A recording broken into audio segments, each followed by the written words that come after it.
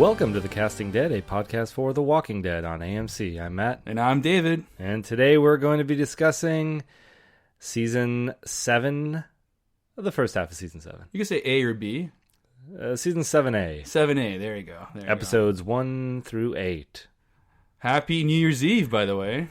Well, depending on when we get this out. Happy New Year's Eve or Happy New Year's Day. Well, Happy New Year to anybody anyway, because this will be available after the New Year, that's for sure. Mm-hmm. So yeah, what have you done since then? What have I done since when? Have you been actually watching the series? Actually, they've been replaying it on AMC. And I've been looking back. I think they're at season 4 right now.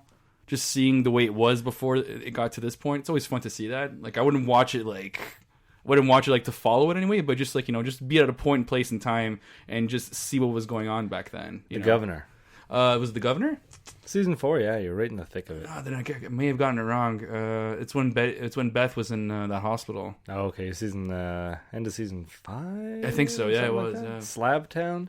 Yeah, that's one. Oh, some of the worst episodes in that season. I don't know. I mean, according to numbers, reviews, critics are considered as reviews, and audiences, this season is the weakest season thus far.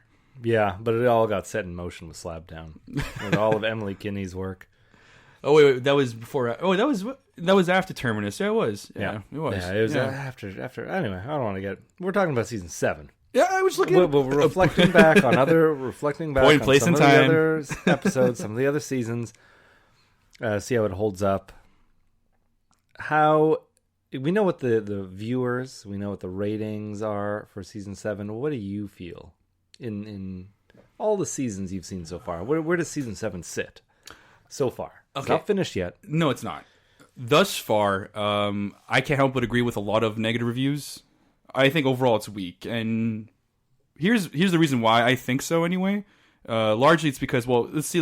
We start with this entire season could have been done in less than 4 episodes overall. I find it kind of goes to show that there was a lack of depth that kind of gave precedence to the horribly structured half season so far. So just to paint an image, I mean, after the premiere, we spent 5 weeks of only seeing 30% of progression in the narrative, all coming from episode 4 Service. Okay. That was the only episode where it really served a narrative progression. Okay. For episodes 2, The Well, 3, The Cell, episode 5 for Go Getters, and 6 for Swear, were only to show perspective for secondary storylines. So when you think about it, we've only had 4 weeks of secondary storyline. That's too much. In my opinion, that's terrible. And at least finally at episode 7 and 8, thankfully they actually get it going, which is where they should.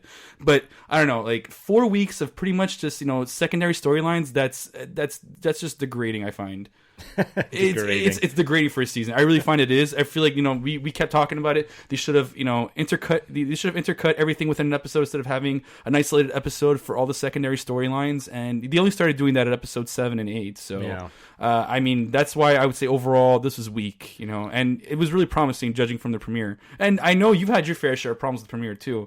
I forgave it a little more because I knew where it was going at least, but. Yeah, I don't know. Just overall, thus far, this half, season 7A so far, not looking so good. No, I agree. I think a lot of the problem too is because they split the season up. It doesn't feel like the first half of the season. It feels like a season all on its own. Yeah, for sure. Yeah, I agree. Yeah. And when you have episodes like The Kingdom that really don't pay off in this season at all, it just seems like a wasted episode. Maybe if the whole thing were together as one, episode 1 to 16, and we see a little more of The Kingdom down the line, it might make a little more sense. But right now, it just felt like I just wasted an episode learning about The Kingdom. We didn't even get back to them. Exactly, and then The Kingdom only became relevant at the mid-season finale. That's the worst part. So it's if you didn't have The Well aired as a second episode, Carol's interaction with Richard, which I looked up by the way, we couldn't find out his name. Yeah. I looked it up. His name is Richard. With Carol, Morgan, and Richard having that conversation, which only took up 10 minutes. Not Yeah, even, not not, much. not even less. I think a little less actually, a little less than 10 minutes. And just for that, just that kind of became relevant. I didn't see how the structure was they really failed on us with the structure on that. Yeah. And we've argued this before. We're not argued amongst ourselves, but we always felt like, The Well should not have aired this half of the season at all. Carol, we knew from the last season finale she was going to be okay. We knew that already. Morgan saved her from that savior. The knights take them away. They take him back to the kingdom. They could have waited until next year to basically address Carol's safety, or even for Morgan in that regard. This should have all been about Alexandria. All about Alexandria. And where's Negan from? Matthew, do you remember? The The savory. The sanctuary. There we go. Yeah, it should have been all about that. Yeah, it should have. We could have broken off later on in the series. Yeah, and maybe touched on a little bit of Hilltop, because Hilltop wasn't totally directly involved, with the exception of one episode. So that could have easily been like a second last episode, easily, because even Sing for Me and Heart Still Breathing, you could have combined both the best parts of those episodes and make one really good episode. Yeah. So yeah. Because they're not focusing enough on the stories we want to see, and then they're intentionally focusing on people we've never even heard of. They got the Beachcombers, Oceanside argument. Okay, I have the soft spot for this episode. You find it really weird that I do. You still have a soft spot for? I have a soft spot Oceanside? because I felt the Oceanside would have been more. If that was episode 2. We wouldn't even think so much of it. It would have been the weakest episode thus far, but only because it still would have been more relevant to what happened before their encounter with Negan. That would have been the perfect time to air it, because the funny thing, the premiere had a very strange effect on many audiences for some odd reason. You've read the reviews online, how people felt it was too violent, was too over the top. Yeah, I don't buy that. I don't buy that at all. There was this one woman, she read, I don't know where the source came from, but it was quoted from Twitter, or could have been quoted from Facebook as well. This woman says, I watched the show with my 12-year-old daughter, and the reason, and so 12-year-old daughter, if she's currently 12 years old, means she's been watching The Walking Dead since it started.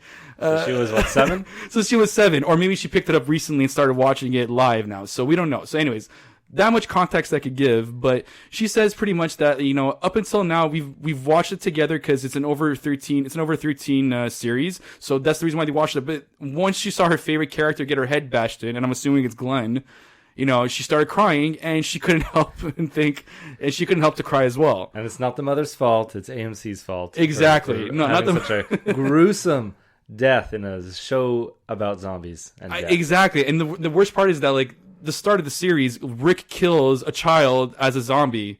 So already that sets the tone for the entire series. If they already got past that, none of this should be a surprise to anybody. No.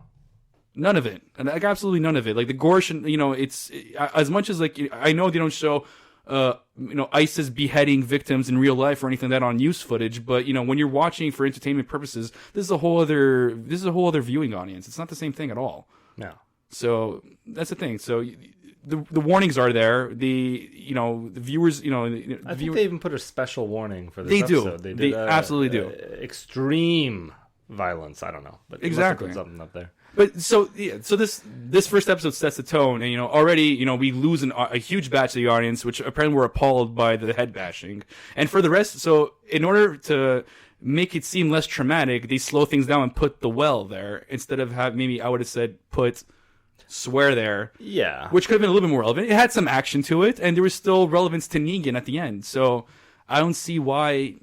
I don't know. I just don't see how the way they structured it was just all wrong. Like, yeah, the order's weird. I mean, they already filmed everything. It's not like they filmed things. They didn't cut back on the filming and editing because the episodes are done by the time the first episode pretty much airs. But see, if we had gone to Oceanside in the second episode, it would have seemed extra pointless because the only thing we pulled out of that episode was that they had guns. Exactly. Yeah, and we don't know that we need guns until episode 4 hits. But for argumentative sake, I wouldn't say that that's such a bad thing to have at the end, especially for the fact that by the time Service comes along and they get their guns taken away, we would think back, oh, Oceanside has a lot of guns. They have an artillery there. Yeah. So it's still, that's why I still felt like Swear should have been the second episode. Yeah, at least that would have set it up. Exactly, yeah.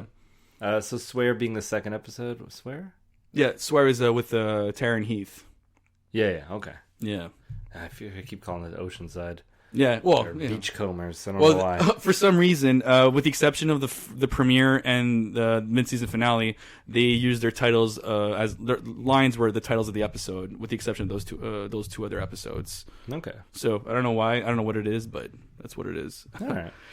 I don't have much of a structure to this podcast episode. I think we're just talking. We got some listener feedback. We can kind of pepper those in as we go through. Yeah, totally. Actually, I do want to say something else as well. Yep, Just to bring up the fact that, like, AMC, obviously, if you're AMC or if you're promoting The Walking Dead, you always... If you're AMC and you're listening to this, you're doing something wrong.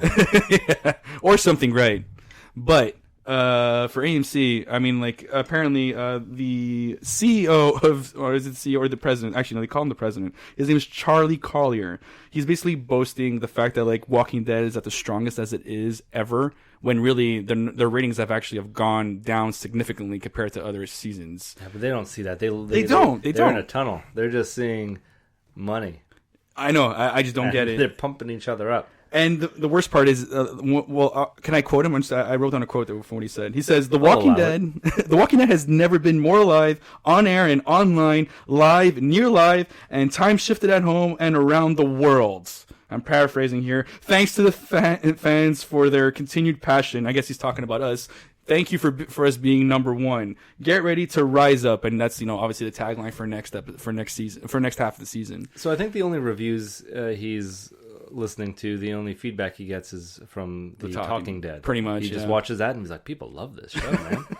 He's not wrong. They're still number one. They are technically still number one. They are, and people do love the show. And even if you don't like the direction they take or the way they portray certain scenes, people still watch it.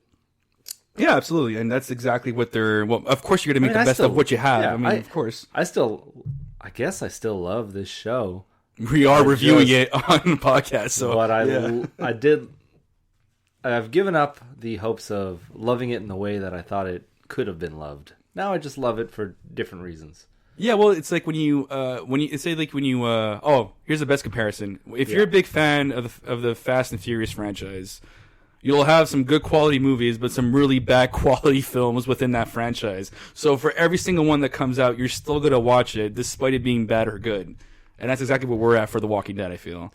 Yeah, but I mean, Fast and Furious has gotten pretty good. It has, except for as of late. And I've given up on thinking The Walking Dead is going to pick up its bootstraps. And I think it will. I think it will. I think this next season, there's as much as we've trashed on it like throughout the majority of this half of the season, there is still some redeemable quality. Yeah, but that's season by season. What about as a whole? When you think of Walking Dead as a whole, do you want to see something that has, let's say this has 12 seasons, but 7 or 8 of them were pretty bad seasons? Is that going to make the whole series a bad show? I don't know. I mean, like if we break down every single season, maybe that could be the case for every single one. Maybe some. Of course, some seasons being stronger than others, but that could be the case for every other season we've seen so far. You even said it since season 5. That's where things started going downhill right after Terminus. So. Even that season for Terminus, did you think every episode in that season was good? Ever since they left that prison after what happened with the governor? I hated most of those episodes. Well, there you go. So but that was the climax of the season. That was the peak of the series. That was like at its best. Yeah. It took some rotten apples to basically get up there. Yeah, but I feel like it doesn't necessarily depend on the quality of the show, just about the hype they build, Well, the hype. Well, I think you know what got under my skin actually the most. What? It's one little thing. It's if you're on Facebook and you just see like the Walking Dead fan page, would just come up on newsfeed, and you see a picture of Jeffrey Dean Morgan wearing a shirt saying "Just do it," but like the bat of like Lucille in the after night, yeah. And then you have like another one where he's like super Negan. I'm like, how's that relevant? And they're doing this just to market up, Negan. And I'm just like, this merch is completely irrelevant to Negan altogether. Like he's not even a spokesperson. Yeah. This would have made more sense if he did that for the governor, because he was more of a political figure for his regime. But for Negan, it does not make any sense at all. No, people just see an opportunity to make the money, and they're But this is the first time we see something like this. I mean, like, when does Super Mario and Negan become relevant in any regard? Yeah, but this isn't AMC making things. This is just fans making. Well, this is official Walking Dead merch, and you see Jeffrey Dean Morgan wearing it. That's official.